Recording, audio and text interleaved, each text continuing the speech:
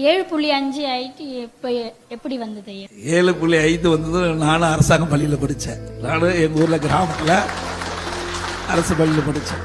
இன்னைக்கு அரசு பள்ளியில் படிக்கின்ற மாணவர்கள் சுமார் 41,000 பேர் இருக்கிறார். கிட்டத்தட்ட 3,70,000 பேர் அரசு பள்ளி படிக்கின்ற மாணவர்கள். 17-18ஆம் ஆண்டு நான் முதலமைச்சர் இருந்த காலகட்டத்தில் இந்த நீட் தேர்வில் எத்தனை பேர் தேர்ச்சி பெற்றாங்க அப்படின்னு கணக்கிடும்போது இந்த அரசு பள்ளியில் படித்த மாணவ செல்வங்கள் 41,000 இருக்கின்ற மாணவ செல்வங்கள் 3,70,000 பேர் இருக்கின்ற மாணவர்களுக்கு வெறும் 9 பேருக்கு தான் மருத்துவ கல்வி கிடைக்கப்பட்டது.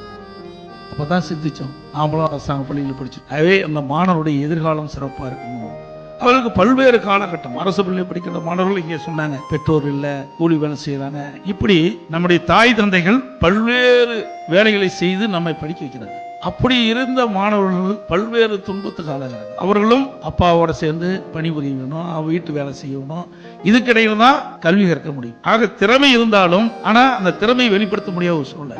அப்படிப்பட்ட மாணவர்களும் மருத்துவர் ஆக வேண்டும் என்ற அடிப்படையில் தான் 7.5% உள்ளிடஒதுக்கீடை கொண்டு வந்து நிறைவேற்றி இன்றைய தினம் சுமார் 3,000 பேர் இன்றைக்கு மருத்துவக் கல்வி கிடைச்சது. இந்த மருத்துவக் கல்வி கிடைக்கின்ற இந்த மாணவர்கள் அரசு பள்ளியில் படிக்கின்ற மாணவர்கள் ஒரு சாதாரண குடும்பத்தில் பிறந்த மாணவர்கள், ஏழை குடும்பத்தில் பிறந்த மாணவர்கள். இவர்களுக்கு அந்த மருத்துவ கல்வி கட்டணம் செலுத்தணும்.